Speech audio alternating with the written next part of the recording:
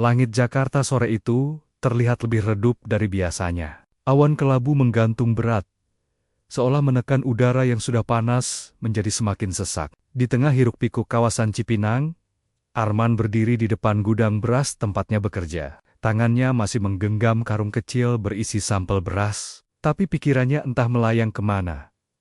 Sudah hampir 5 tahun Arman merantau di Jakarta. Ia bekerja pada seorang saudagar beras yang cukup dikenal di daerah itu. Hidupnya sederhana, bangun pagi, bekerja, makan seadanya, lalu istirahat. Tapi satu hal yang membuatnya berbeda adalah kebiasaannya.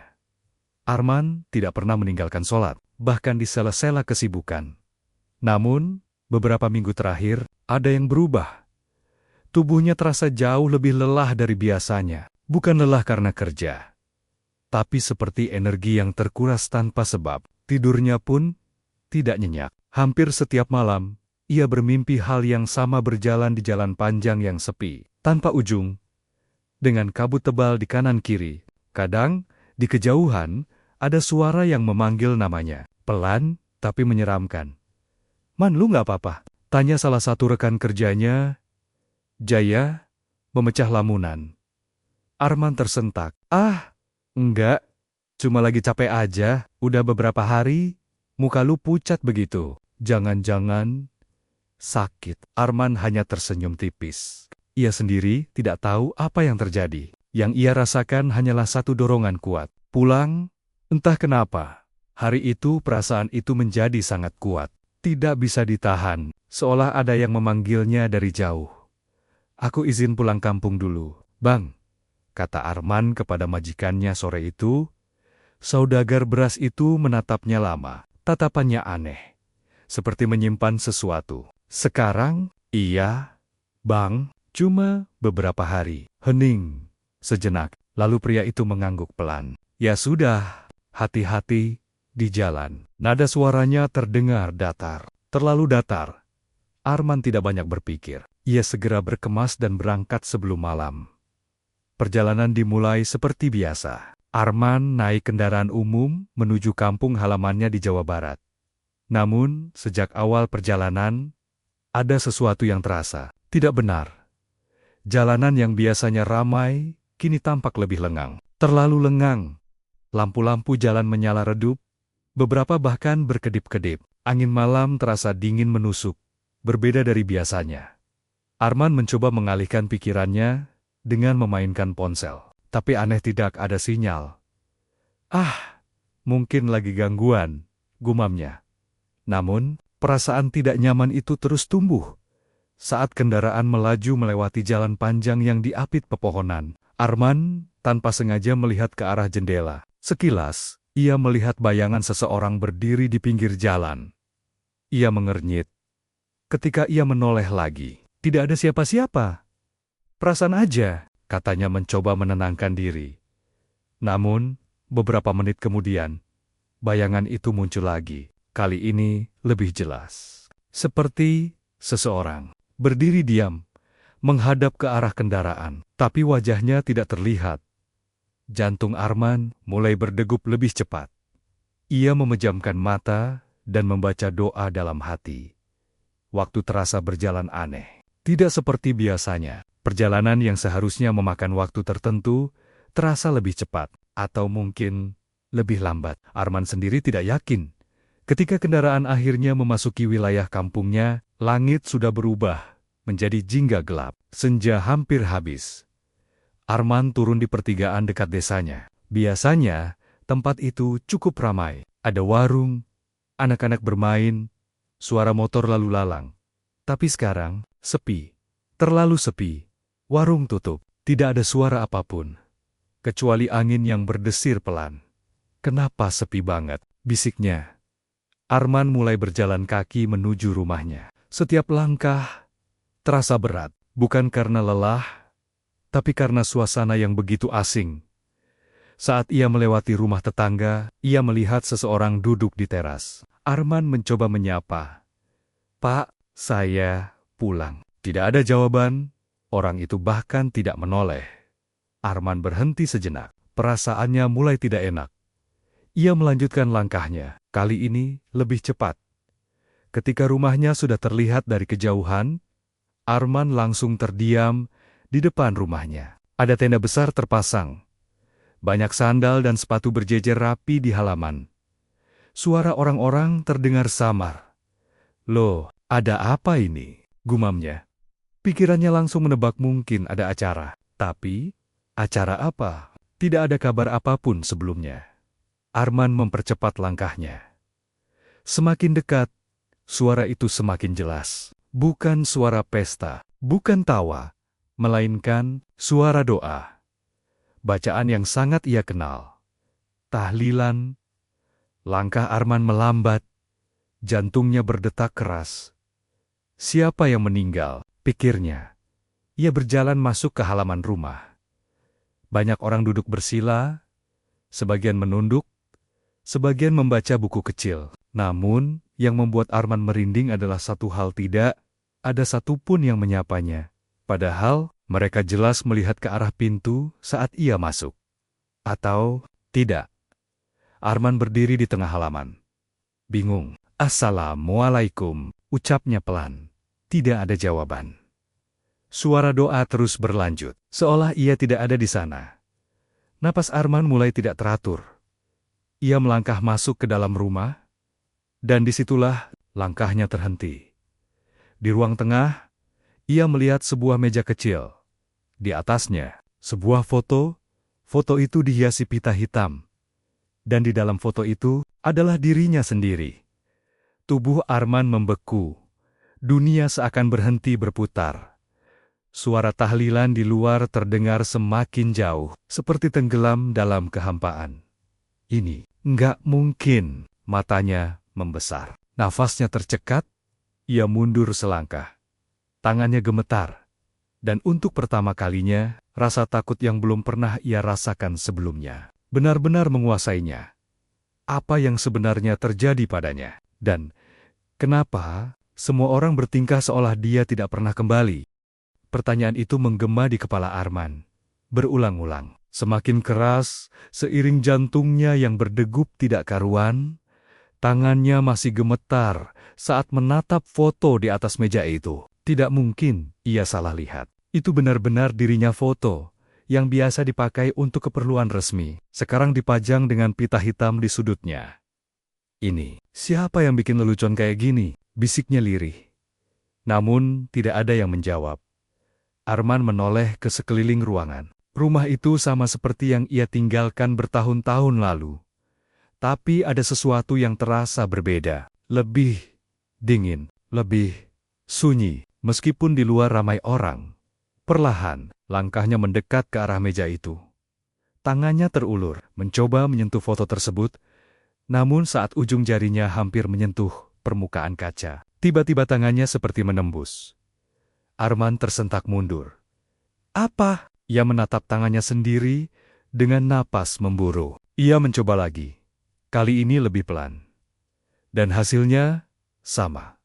Tangannya tidak benar-benar menyentuh benda itu, seolah ia tidak memiliki wujud yang nyata. Panik mulai merayap naik ke dadanya. Ini mimpi. Ini pasti mimpi. Ia menampar pipinya sendiri. Tidak terasa. Dingin, kosong, rasa takut yang tadi hanya percikan kini berubah menjadi gelombang besar yang menghantam kesadarannya. Arman berbalik dan berlari keluar rumah. Di luar, suara tahlilan masih berlangsung. Puluhan orang duduk bersila, membaca doa dengan khusyuk. Lampu-lampu gantung menerangi halaman dengan cahaya kekuningan yang redup. Arman berjalan cepat di antara mereka. Pak Darto!"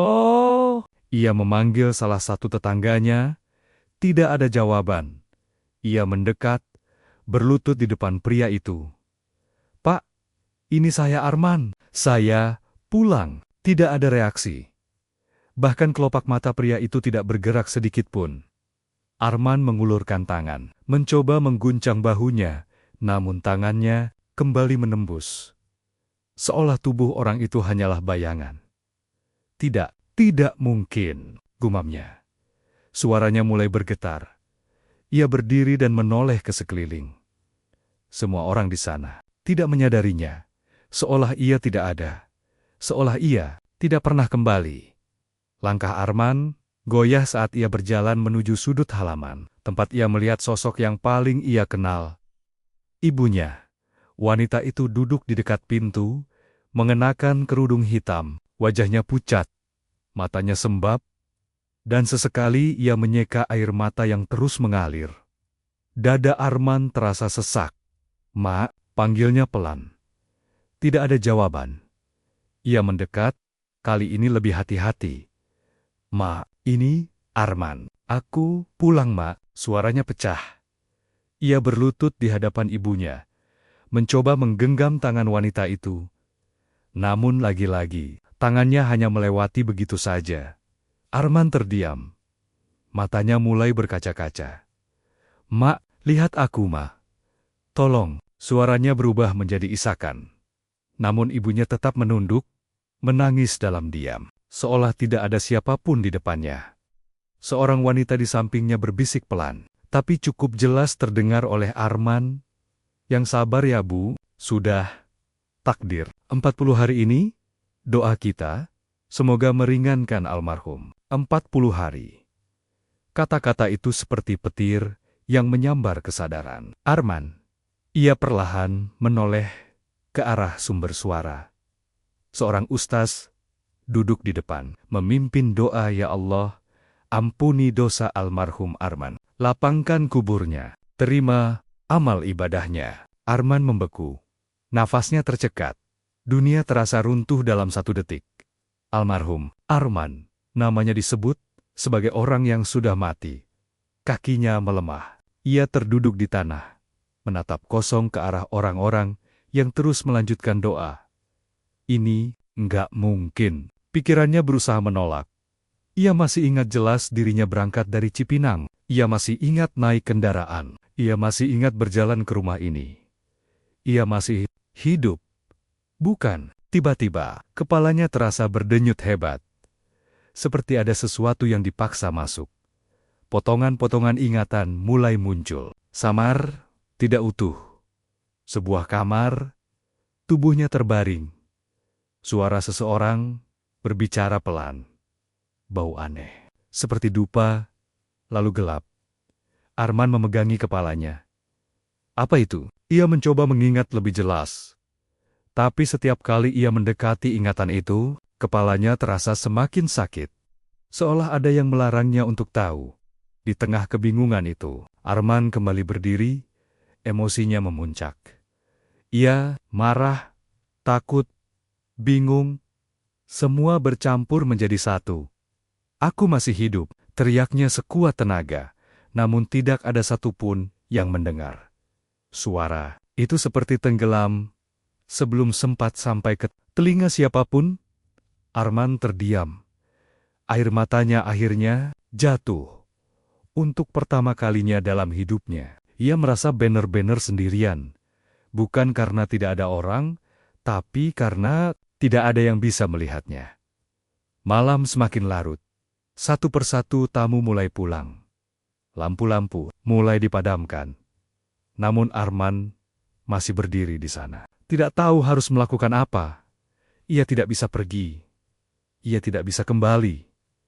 Ia bahkan tidak tahu dirinya ini apa sekarang, manusia atau sesuatu yang lain. Saat ia menoleh ke arah dalam rumah, pandangannya kembali jatuh pada foto itu.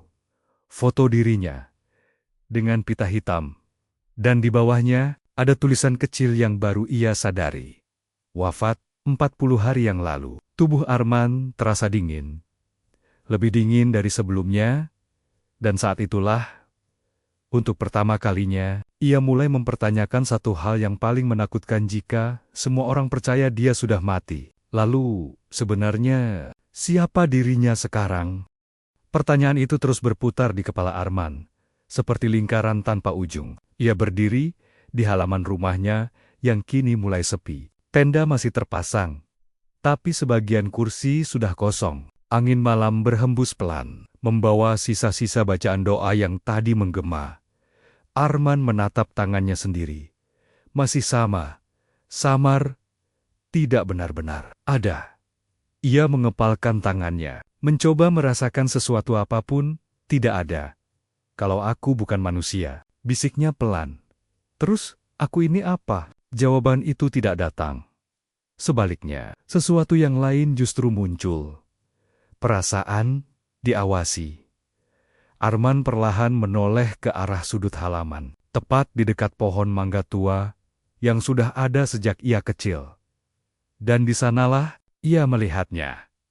Sosok itu berdiri diam, tinggi, kurus, dengan tubuh sedikit membungkuk. Wajahnya tidak terlihat jelas karena tertutup bayangan. Tapi matanya menatap lurus ke arah Arman. Dingin, tanpa ekspresi, Arman mundur satu langkah. Jantungnya berdetak keras. Siapa kamu? Tanyanya. Suaranya hampir tidak keluar. Sosok itu tidak langsung menjawab. Ia hanya berdiri, mengamati seolah sedang menilai sesuatu. Beberapa detik terasa seperti menit yang panjang. Lalu akhirnya, sosok itu melangkah maju. Anehnya, langkahnya tidak menimbulkan suara sama sekali. Ia berhenti hanya beberapa meter di depan Arman. Dan saat itulah, Arman menyadari sesuatu yang membuat bulu kuduknya meremang untuk pertama kalinya. Ada seseorang yang benar-benar melihatnya. Kamu bisa lihat saya? Tanya Arman cepat.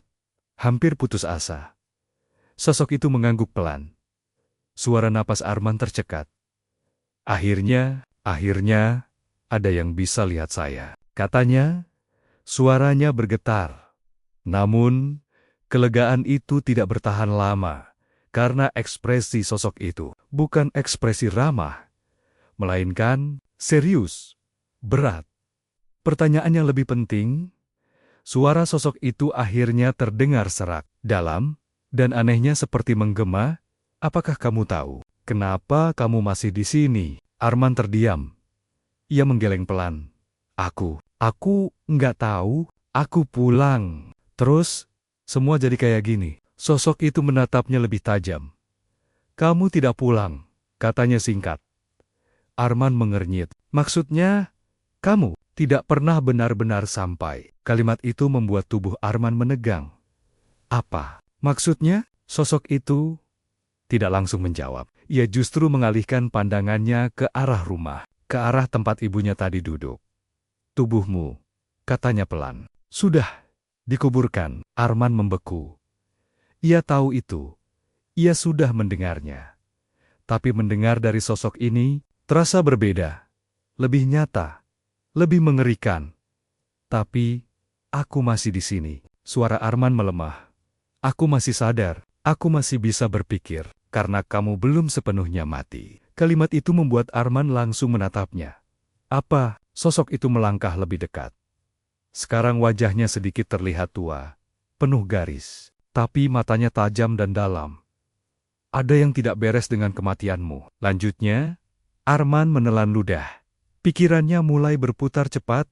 Di Jakarta, mereka bilang aku mati mendadak. Katanya pelan, mencoba mengingat. Sosok itu mengangguk. Dan kamu percaya itu? Arman terdiam. Tidak. Ia tidak percaya. Karena jauh di dalam dirinya, ada sesuatu yang terasa janggal. Sangat janggal. Tiba-tiba, lagi-lagi ingatan itu muncul. Lebih jelas dari sebelumnya. Ia melihat dirinya, terbaring di sebuah ruangan. Ruangan itu bukan rumah sakit. Bukan juga kamar biasa. Ada simbol-simbol aneh di dinding, ada bau menyengat, seperti dupa dan sesuatu yang terbakar, dan ada seseorang berdiri di dekatnya. Wajahnya tidak terlihat jelas. Tapi sosok itu tertawa pelan. Arman terhuyung mundur. Kepalanya terasa seperti mau pecah itu. Itu apa? Gumamnya. Sosok di depannya memperhatikannya dengan serius. Itu ingatanmu, katanya. Yang selama ini disembunyikan. Sosok itu mengangguk. Bukan hanya kematian biasa. Lanjutnya, kamu diambil. Dada Arman terasa sesak. Diambil, maksudnya apa? Sosok itu menatap lurus ke matanya. Energi hidupmu, jiwamu, semuanya. Arman mundur lagi. Siapa yang melakukan itu? Hening sejenak. Angin malam berhembus lebih kencang. Daun-daun bergesekan pelan, menciptakan suara yang terasa menekan. Sosok itu akhirnya berkata, "Orang yang paling dekat denganmu sebelum kamu mati." Kalimat itu seperti pisau yang menembus pikiran Arman. Orang terdekat, pikirannya langsung melayang ke satu tempat. Cipinang, gudang beras, dan majikannya. Wajah pria itu terlintas jelas di benaknya. Tatapan anehnya sore itu, nada suaranya yang datar. Dan sekarang, semuanya terasa masuk akal. Enggak mungkin, bisik Arman. Tapi suaranya tidak meyakinkan, bahkan untuk dirinya sendiri. Belum sempat ia mencerna semuanya. Tiba-tiba suasana di sekitarnya berubah. Udara terasa lebih dingin, lebih berat. Arman merasakan sesuatu mendekat, sesuatu yang tidak baik. Sosok di depannya langsung menoleh ke arah belakang Arman. Ekspresinya berubah. "Dia datang," katanya pelan. "Siapa?" Sosok itu tidak menjawab. Arman perlahan membalikkan tubuhnya. Dan disitulah ia melihatnya. Di dekat pintu rumah, sebuah bayangan hitam, lebih gelap dari malam itu sendiri. Bentuknya tidak jelas, tapi perlahan-lahan ia bergerak, mendekat, dan yang membuat Arman membeku bayangan itu, mengarah ke dalam rumah, ke arah keluarganya. Napas Arman tercekat. "Dia mau apa?" Sosok di sampingnya menjawab dengan suara rendah, melanjutkan apa yang sudah dimulai. Arman mengepalkan tangannya. Rasa takut yang tadi memenuhi dirinya perlahan berubah menjadi sesuatu yang lain. "Amarah?" "Enggak," katanya pelan. Matanya menatap tajam ke arah bayangan itu. "Gua nggak akan biarin." Dan untuk pertama kalinya sejak ia menyadari keadaannya, Arman mengambil langkah maju menuju sesuatu yang bahkan ia sendiri belum sepenuhnya pahami. Karena sekarang ini bukan lagi tentang dirinya saja, tapi tentang orang-orang yang masih hidup. Dan bayangan itu semakin dekat. Arman menahan napas. Tubuhnya terasa kaku. Tapi matanya tidak bisa berpaling dari sosok hitam yang kini bergerak perlahan. Menuju rumahnya, langkahnya tidak terdengar, tidak ada suara. Namun setiap gerakannya terasa berat, seolah membawa tekanan yang membuat udara di sekitarnya menjadi dingin dan sesak. "Dia bukan sekadar bayangan," bisik sosok tua di samping Arman. "Dia penjaga, atau mungkin pengawas." "Pengawas?" Arman menelan ludah. "Ngawasin apa?" "Ngawasin kamu." Kalimat itu langsung membuat Arman merinding. "Kenapa gue?" "Karena kamu belum sepenuhnya hilang." Arman menggenggam tangannya erat. Ia tahu sekarang ini bukan kebetulan. Semua yang terjadi padanya ada yang mengatur. Bayangan itu semakin mendekat ke pintu rumah. Di dalam, keluarganya masih sibuk membereskan sisa acara tahlilan. Mereka tidak sadar ada sesuatu yang mengintai. "Dia mau masuk," Arman berkata pelan. Panik mulai muncul lagi. Sosok tua itu mengangguk. Dan kalau dia masuk, gangguannya akan semakin nyata. Arman tidak berpikir panjang lagi. Ia langsung berlari. Saat ia mencoba menghadang bayangan itu di depan pintu, sesuatu yang aneh terjadi. Tubuhnya terasa lebih berat. Tidak seperti sebelumnya yang samar. Sekarang ia seperti ditarik kedua arah. Satu sisi ingin mendekat, satu sisi seperti menahannya. Arman mengabaikan itu. "Hei!" teriaknya. Anehnya kali ini, bayangan itu berhenti. Perlahan, sosok gelap itu menoleh. Tidak ada wajah, tidak ada mata. Namun Arman bisa merasakan, ia sedang diperhatikan, jantungnya berdetak kencang. Namun kali ini, ia tidak mundur. "Pergi dari rumah gue," kata Arman, suaranya bergetar tapi tegas. Beberapa detik hening, lalu bayangan itu bergerak. Bukan mundur, tapi melesat cepat ke arah Arman. "Awas!" Sosok tua itu berteriak, tapi sudah terlambat. Bayangan itu menabrak Arman. Dalam sekejap semua berubah. Arman seperti ditarik masuk ke dalam kegelapan. ia tidak lagi berada di halaman rumahnya. Ia tidak lagi melihat dunia seperti tadi. Sekarang, ia berada di tempat yang berbeda, tempat yang gelap, kabut tebal menyelimuti sekeliling. Tanahnya lembab, dan udara di sana dingin, menusuk sampai ke tulang. Apa ini? Arman berbisik. Ia berdiri pelan, mencoba memahami apa yang terjadi. Dan saat itulah, ia menyadari ia tidak sendirian. Di sekelilingnya, ada banyak sesuatu. Awalnya hanya bayangan, namun perlahan, bentuk mereka mulai terlihat. Ada yang menyerupai manusia, tapi tidak utuh. Ada yang merangkak, ada yang berdiri terbalik, ada yang hanya berupa kabut hitam dengan mata merah menyala. Arman mundur satu langkah, lalu dua langkah, napasnya memburu. Ini dunia apa? Apa? Suara tawa kecil terdengar dari kejauhan.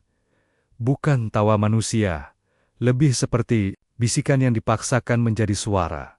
Dunia yang selama ini tidak kamu lihat. Suara itu menggema dari segala arah. Arman menutup telinganya. Cukup, cukup. Namun suara itu tidak berhenti. Sebaliknya, semakin dekat, tiba-tiba sebuah tangan mencengkeram bahunya dari belakang. Arman tersentak dan berbalik. Sosok tua itu, ia juga ada di sana. "Fokus!" katanya tegas. Arman terengah-engah. Ini apa? Ini sisi lain dari dunia yang kamu kenal. Jawabnya cepat. Dan sekarang, kamu bisa melihatnya. Arman menatap sekeliling lagi. Makhluk-makhluk itu kini memperhatikan dirinya. Seperti lapar? Seperti menunggu? "Kenapa gue bisa ke sini?" tanya Arman. Sosok tua itu menatap lurus ke matanya. "Karena kamu sudah disentuh oleh mereka." Arman terdiam. Dan karena kamu mulai terbuka, salah satu makhluk tiba-tiba bergerak mendekat. Tubuhnya panjang, tangannya terlalu banyak, dan wajahnya tidak memiliki mata. Arman mundur. "Jangan panik," kata sosok tua itu. Mereka tertarik sama rasa takut. "Gimana gue nggak takut?" Arman hampir berteriak. Makhluk itu semakin dekat, Arman bisa merasakan hawa dingin yang keluar dari tubuhnya. Refleks Arman menutup mata, dan tanpa sadar, bibirnya bergerak. Ia membaca doa. Zikir yang biasa ia ucapkan setiap hari. Pelan, tapi konsisten. Ajaibnya makhluk itu berhenti. Tidak jadi mendekat. Bahkan, mundur sedikit. Arman membuka mata perlahan. Ia melihat makhluk itu seperti ragu. Sosok tua di sampingnya tersenyum tipis. Katanya, pelan, "yang bikin kamu berbeda."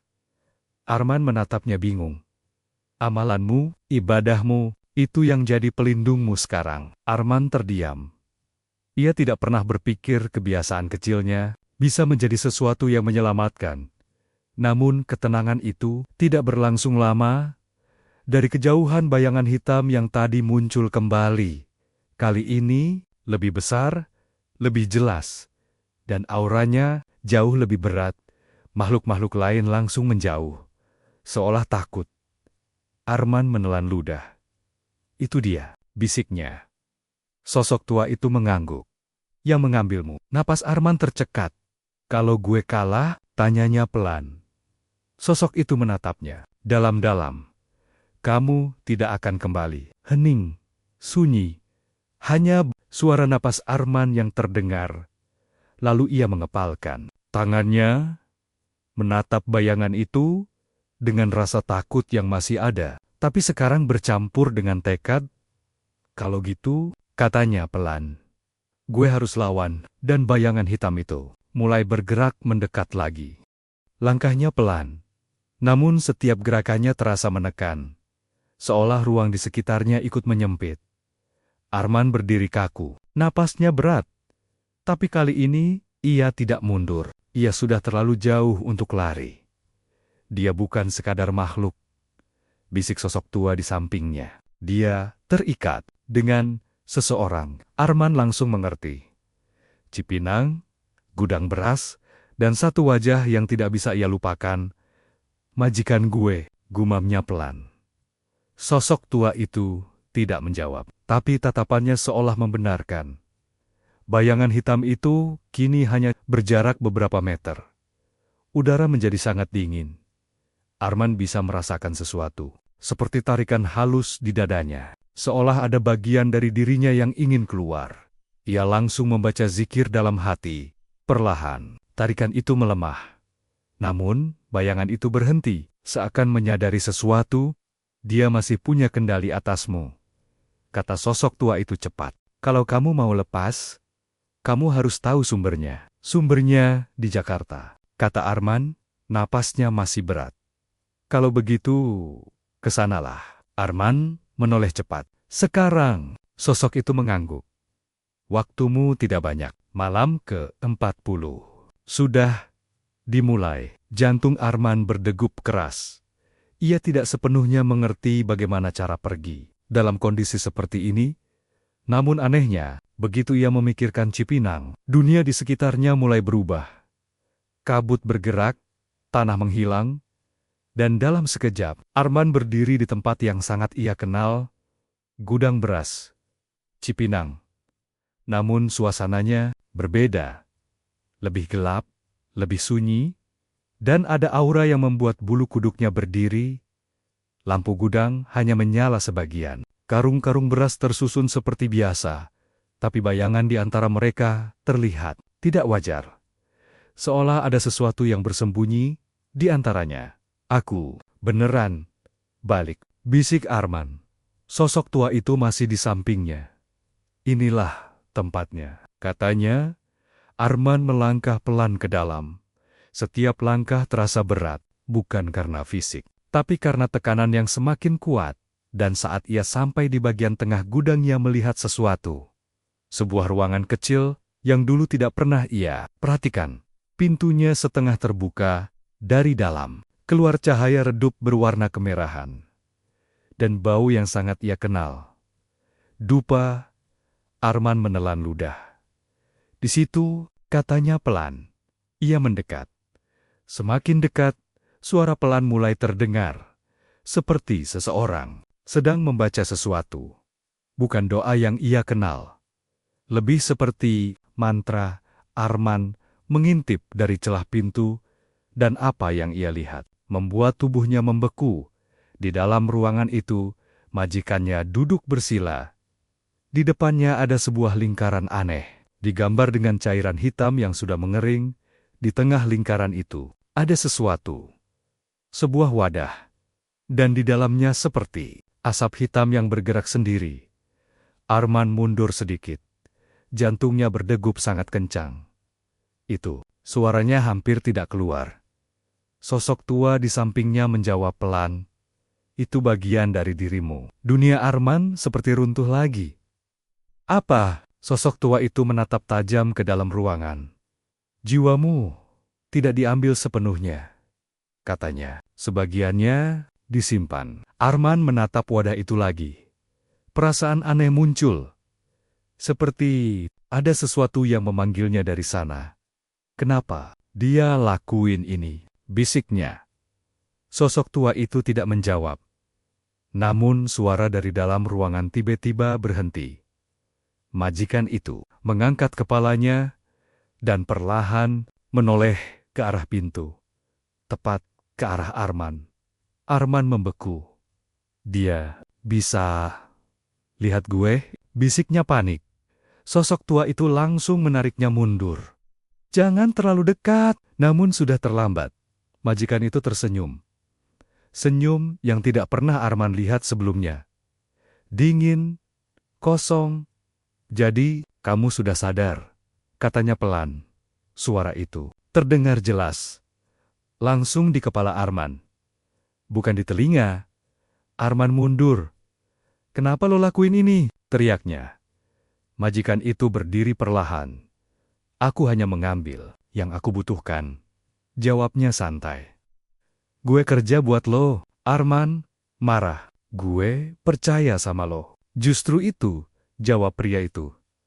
Kamu cocok. Arman mengepalkan tangannya. Amarahnya memuncak. Balikin hidup gue. Majikan itu tertawa kecil. Kamu masih hidup, sedikit, katanya. Tapi tidak lama lagi, ia melangkah mendekati wadah itu. Asap hitam di dalamnya bergerak lebih liar. Energi seperti kamu, jarang ada. Lanjutnya, rajin ibadah, bersih, kuat. Arman terdiam. Setiap kata itu terasa seperti pisau. Dengan ini, pria itu melanjutkan. Usahaku akan terus berkembang. Arman menatap sekeliling. Baru sekarang ia sadar di sudut-sudut ruangan. Ada simbol-simbol, ada bekas ritual, dan mungkin ia bukan satu-satunya. Tiba-tiba, wadah itu bergetar. Asap hitam di dalamnya seperti bereaksi. Arman bisa merasakan tarikan kuat. Lebih kuat dari sebelumnya. Tubuhnya seperti ditarik ke arah wadah itu. Arman, sosok tua itu berteriak. Arman mencoba melawan. Ia membaca zikir lebih keras. Namun, kali ini, tarikan itu jauh lebih kuat. Majikan itu tersenyum. Sudah waktunya. Kamu selesai. Arman terjatuh berlutut. Napasnya terengah-engah. Tubuhnya terasa semakin lemah. Pandangan mulai kabur. Namun, di tengah kondisi itu ia teringat sesuatu. Ibunya, tangisnya, doanya. Arman mengepalkan tangannya. Gue belum selesai, katanya pelan. Ia memaksa dirinya untuk fokus. Zikirnya semakin kuat. Lebih tegas, lebih dalam. Dan perlahan tarikan itu mulai melemah. Wajah majikan itu berubah. Tidak lagi santai. Kini terlihat kesal, menarik, katanya pelan. Namun sebelum Arman sempat melakukan apapun, sosok tua itu menariknya mundur. Kita harus pergi sekarang, katanya tegas. Belum, Arman berteriak. Itu masih di sana. Kalau kamu paksakan sekarang, kamu akan habis. Dunia di sekitar mereka mulai bergetar. Ruangan itu seperti retak. Dan dalam sekejap, Arman kembali ke kampungnya, ke tubuhnya yang masih belum sepenuhnya kembali. Namun kali ini, ia tahu satu hal. Ini bukan akhir. Ini baru awal. Karena sebagian dirinya masih berada di tangan orang itu. Dan jika ia tidak merebutnya kembali, ia benar-benar akan hilang selamanya. Kalimat itu terus terngiang di kepala Arman saat kesadarannya kembali sepenuhnya ke kampungnya. Nafasnya masih tersengal, seolah perjalanan barusan benar-benar menguras sisa kekuatannya. Langit malam tampak lebih gelap dari biasanya. Angin berhembus pelan, tapi terasa dingin hingga menusuk. Di halaman rumahnya, sisa-sisa tenda masih berdiri. Beberapa lampu masih menyala redup. Namun, suasana yang tadinya ramai, kini berubah menjadi sunyi yang tidak wajar. Arman berdiri di tengah halaman, sendiri. Namun ia tahu, ia tidak benar-benar sendiri. Sosok tua itu masih ada di dekatnya. Waktumu hampir habis, katanya pelan. Arman menoleh. Berapa lama lagi? Sosok itu menatap ke arah langit. Subuh. Jawabnya singkat. Kalau kamu tidak kembali, sebelum itu, semuanya selesai. Arman mengepalkan tangannya. Sisa jiwanya masih di sana. Di tangan orang yang telah mengkhianatinya, dan sesuatu masih mengintai di sini. Tiba-tiba suara benturan keras terdengar dari dalam rumah. Brok, Arman langsung menoleh. Apa itu? Tanpa berpikir panjang, ia berlari masuk. Di dalam, suasana berubah kacau. Ibunya terjatuh di lantai. Beberapa anggota keluarga panik, dan yang paling membuat Arman membeku salah satu sepupunya. Berdiri dengan tubuh kaku. Matanya terbalik, mulutnya komat kamit. Dan suaranya, bukan suaranya sendiri. Dia milik kami. Suara itu berat, dalam, bukan manusia. Arman langsung sadar. Makhluk itu sudah masuk. Dia mulai menyerang keluargamu, kata sosok tua itu. Cepat. Arman menatap sepupunya. Tubuh itu bergetar hebat. Tangannya bergerak tidak wajar. Dan matanya perlahan mengarah ke Arman. Seolah ia bisa melihatnya.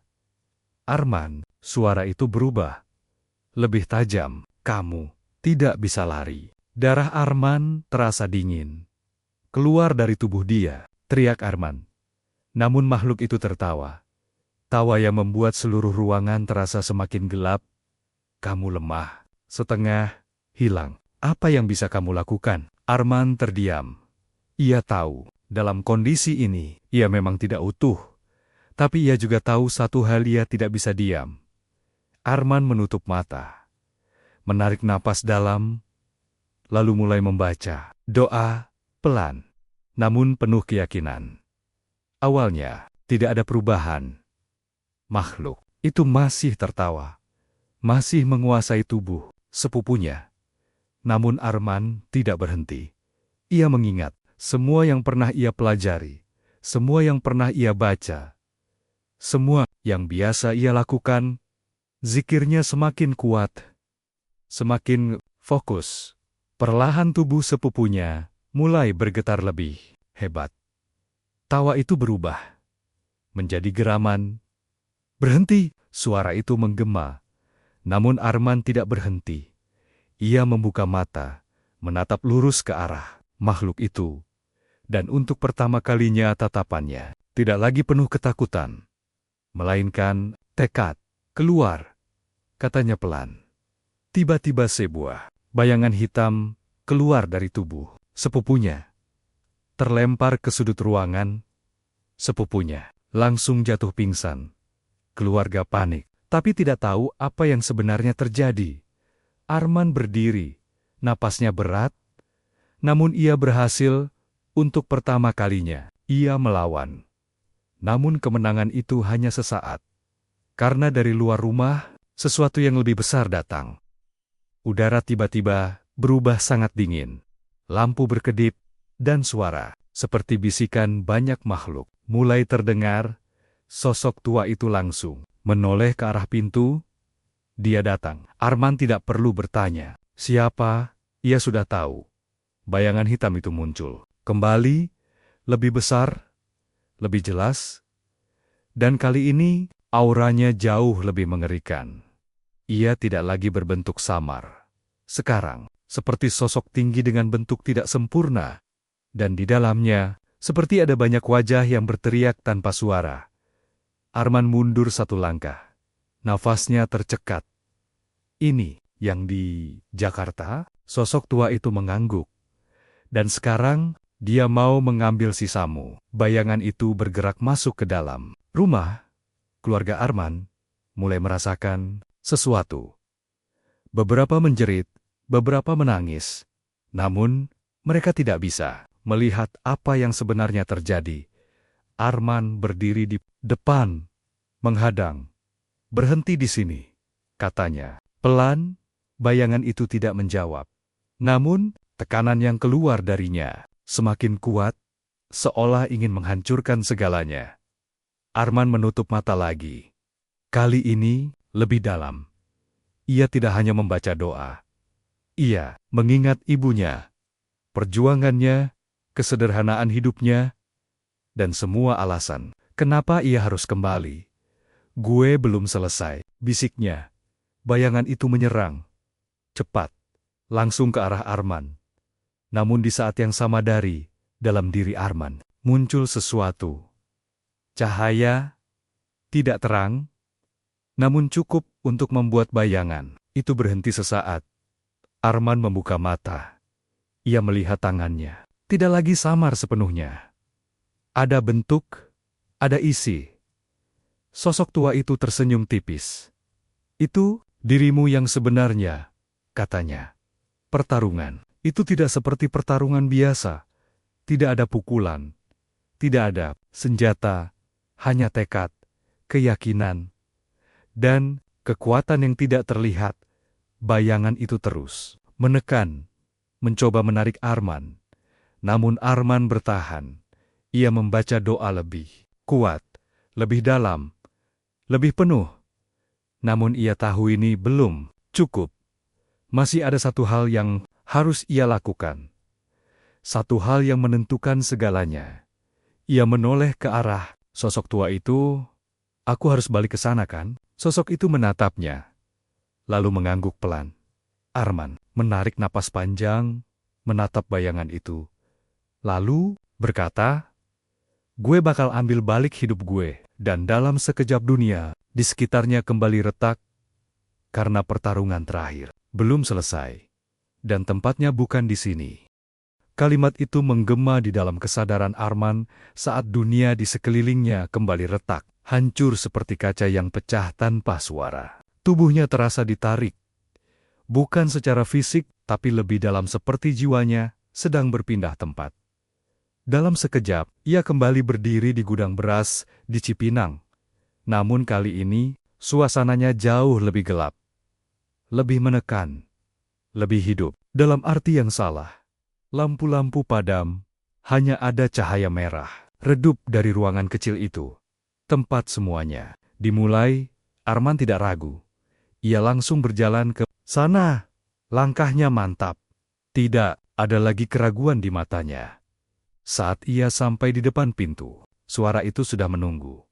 "Jadi, kamu kembali." Arman mendorong pintu tanpa menjawab. Di dalam majikannya sudah berdiri. Di samping wadah itu, asap hitam di dalamnya bergerak liar.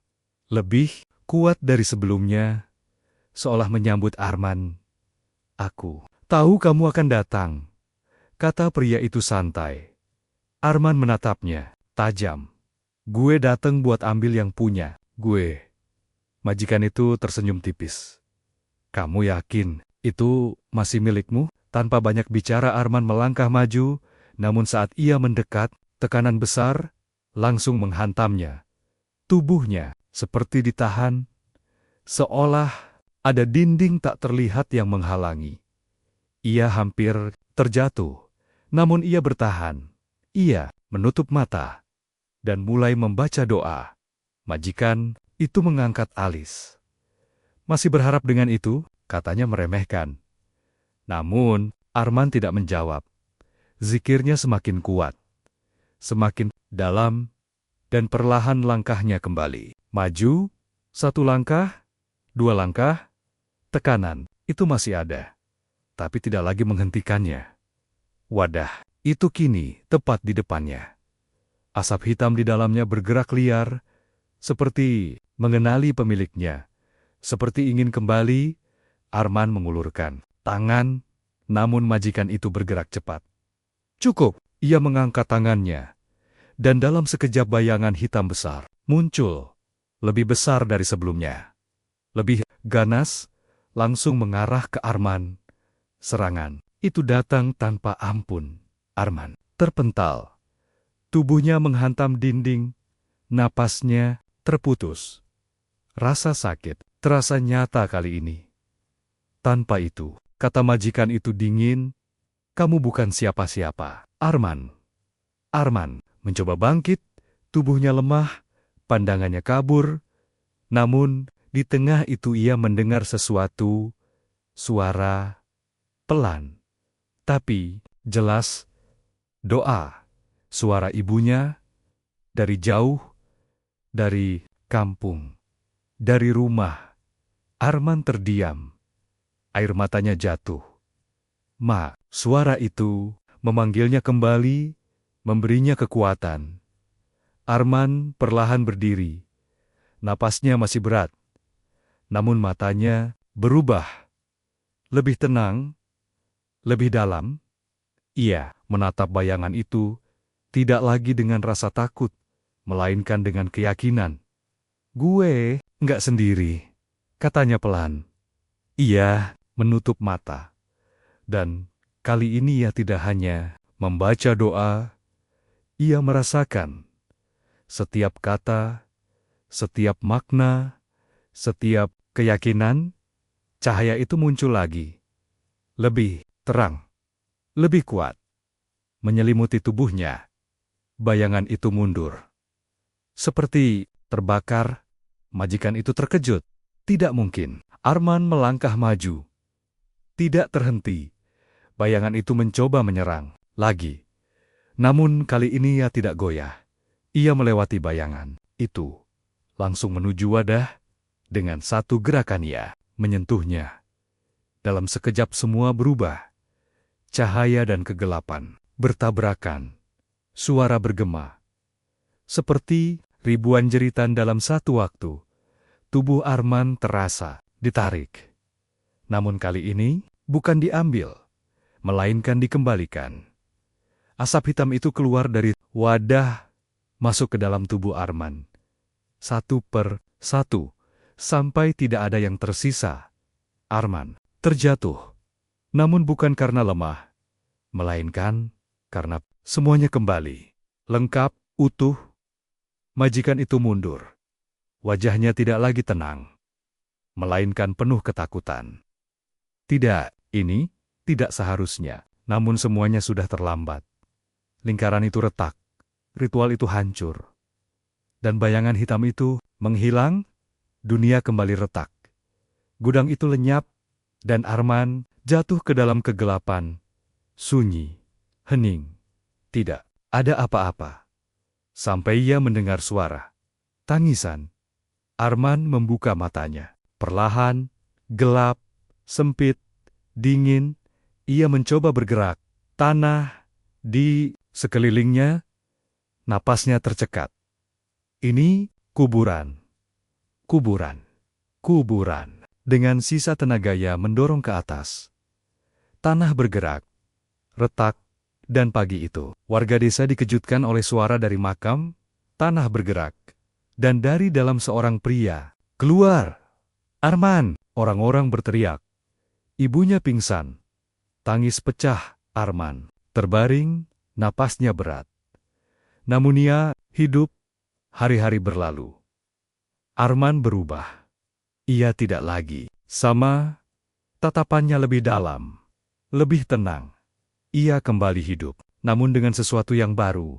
Ia bisa melihat yang tidak terlihat. Ia bisa merasakan yang tidak dirasakan orang lain. Orang-orang mulai datang, meminta bantuan, gangguan, penyakit, aneh, hal-hal yang tidak bisa dijelaskan. Dan Arman membantu dengan doa, dengan keyakinan, dengan apa yang ia miliki. Ia tidak kembali ke Cipinang. Gudang itu dikabarkan tutup, majikannya hilang tanpa jejak. Suatu malam Arman duduk sendirian di teras rumahnya, menatap langit, tenang. Allah masih kasih gue kesempatan, bisiknya pelan. Ia tersenyum tipis, karena ia tahu ia sudah hampir hilang. Namun ia kembali, bukan karena kekuatan, tapi karena iman. Dan sejak saat itu, Arman bukan lagi hanya seorang perantau, melainkan penjaga bagi mereka yang tidak terlihat. Tamat.